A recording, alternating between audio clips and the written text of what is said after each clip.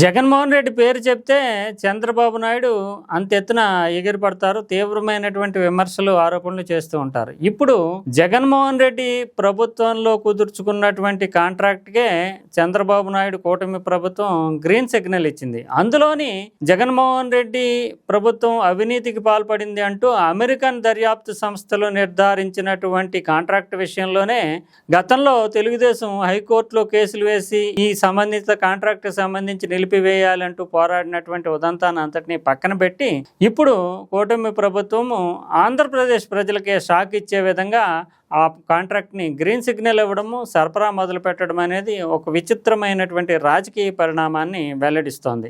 దీని వెనక ఏం జరిగింది, తెర వెనక ఏం జరిగింది, తెర వెనక ఎవరున్నారు, అసలు చంద్రబాబు నాయుడు ప్రభుత్వం ప్రజల మీద భారం పడేటటువంటి ఈ కాంట్రాక్ట్ని, జగన్మోహన్ రెడ్డి కుదుర్చుకున్నటువంటి ఈ కాంట్రాక్ట్ని ముందుకు తీసుకెళ్లడంలో ఉద్దేశాలు ఏమిటి అనే చర్చ ఏపీలో పెద్ద ఎత్తున నడుస్తుంది. దీనికి సంబంధించి పూర్వాపరాలు చూస్తే కనుక అదానీ గ్రూప్నికి సంబంధించినటువంటి అదానీ గ్రీన్ ఎనర్జీ పెద్ద ఎత్తున సోలార్ పవర్ని, అంటే సౌర విద్యుత్ని ఉత్పత్తి చేస్తుంది. రాజస్థాన్ కావచ్చు, గుజరాత్ కావచ్చు, ఇటువంటి ప్రాంతాల్లో దానిని వివిధ రాష్ట్రాలకి అమ్మడానికి ఒప్పందాలు కుదుర్చుకుంటూ వచ్చింది.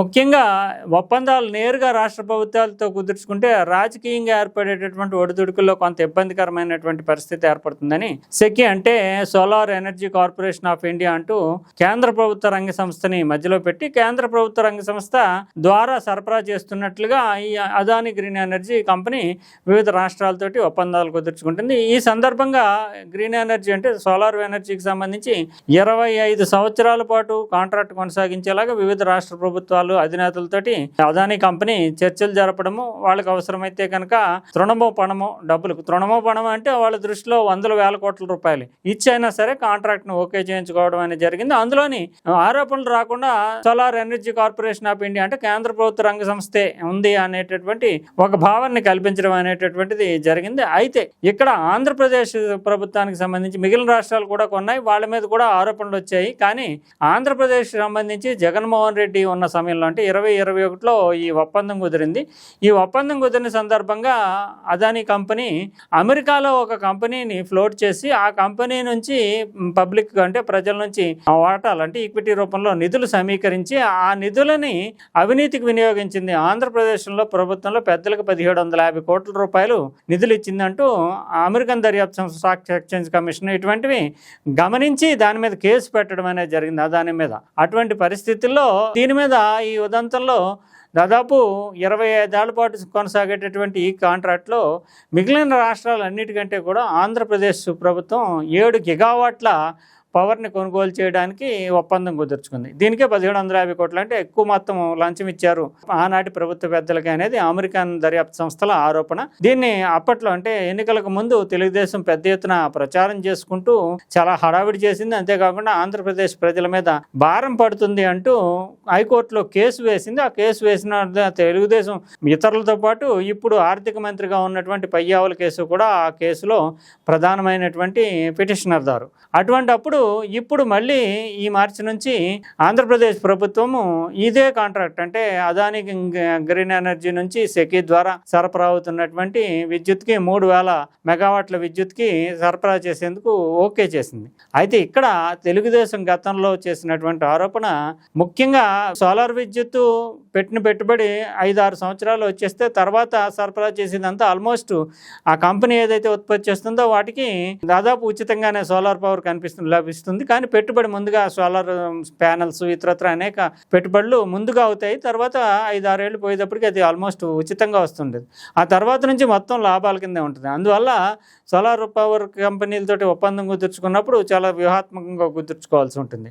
ఇప్పుడు చూస్తే కనుక అసలు తెలుగుదేశం ప్రభుత్వం అప్పట్లో పార్టీ లేవనెత్తినటువంటి అభ్యంతరాల్లో ప్రధానమైనటువంటిది ట్రాన్స్మిషన్కి సంబంధించినటువంటి ఛార్జెస్ ఉంటాయి. ఇంటర్ స్టేట్ ట్రాన్స్మిషన్ ఛార్జెస్, అంటే ISTS. ట్రాన్స్మిషన్ ఛార్జెస్ సంబంధించినటువంటి దాంట్లో ఏం చేస్తారు, అదే ఎక్కువ ఉంటుంది రాజస్థాన్ నుంచి ఇక్కడికి తీసుకొస్తే.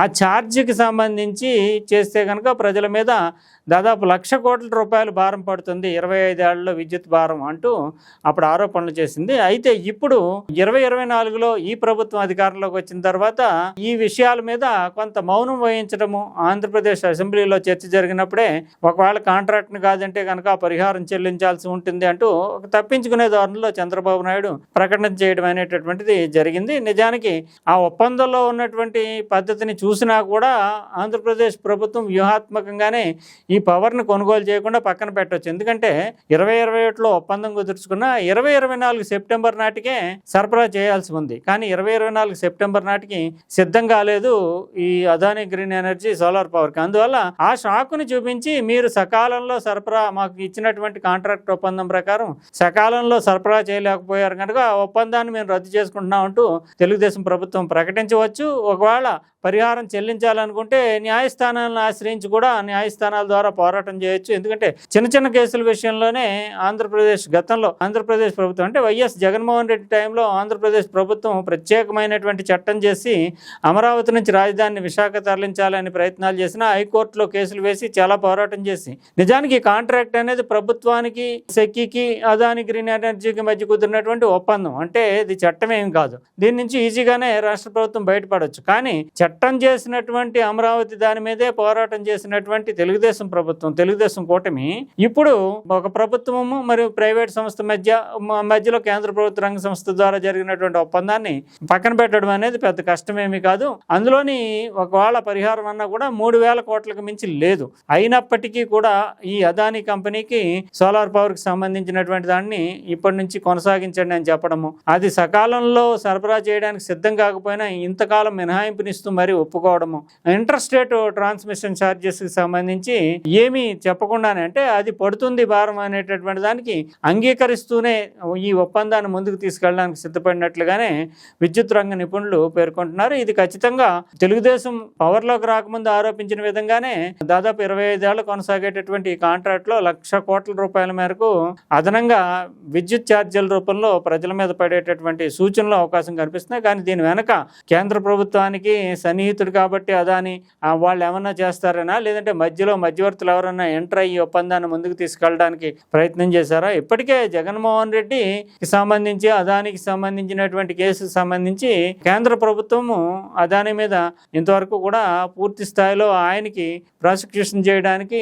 అమెరికన్ దర్యాప్తు సంస్థలకు అనుమతి ఇవ్వకుండా ఇంతవరకు కొంత వెసులుబాటు కల్పిస్తూ వచ్చింది. అక్కడ కోర్టుని ఆశ్రయించినటువంటి ఆ సంస్థలు ఆన్లైన్ అంటే ఎలక్ట్రానిక్ రూపంలో సమన్లు అందజేయడానికి సిద్ధపడ్డారు. ఇప్పుడు అదానీ కూడా అక్కడ అమెరికన్ దర్యాప్తు సంస్థలు చేస్తున్నటువంటి విచారణకి హాజరయ్యేందుకు సహకరించేందుకు తన లాయర్ ద్వారా అనుమతిని తెలిపారు. ఇన్ని ఆరోపణల నుండి 1,750 కోట్ల రూపాయలు ఆంధ్రప్రదేశ్ ప్రభుత్వం అంటే అప్పుడు జగన్మోహన్ రెడ్డి ప్రభుత్వంలో పెద్దలే తీసుకున్నారనేటటువంటి స్పష్టమైనటువంటి ఆరోపణ అమెరికా నుంచి చేసి వచ్చినటువంటి ఈ కాంట్రాక్ట్నే అందులో రాజకీయంగా లబ్ధి కోసం తెలుగుదేశం అధికారంలోకి రాకముందు వాడుకుని హైకోర్టును సైతం ఆశ్రయించినటువంటి ఈ కాంట్రాక్ట్ని ఇప్పుడు తెలుగుదేశం ప్రభుత్వమే మళ్ళీ ముందుకు తీసుకెళ్లడంలో ఉద్దేశం ఏంటి, ఏమన్నా జరిగింది వెనకాల జరిగింది ఏంటి అనేది తెలుసుకోవడం అనేటటువంటి తెలుసుకోవాల్సినటువంటి బాధ్యత, తెలుసుకునేటటువంటి హక్కు కూడా ఆంధ్రప్రదేశ్ ప్రజలకి ఖచ్చితంగా ఉంటుంది.